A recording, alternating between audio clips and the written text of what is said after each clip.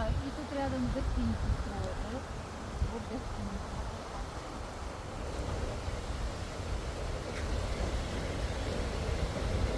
Ну, которые прям совсем сумасшедшие мусульманки, я думаю, что они не ходят.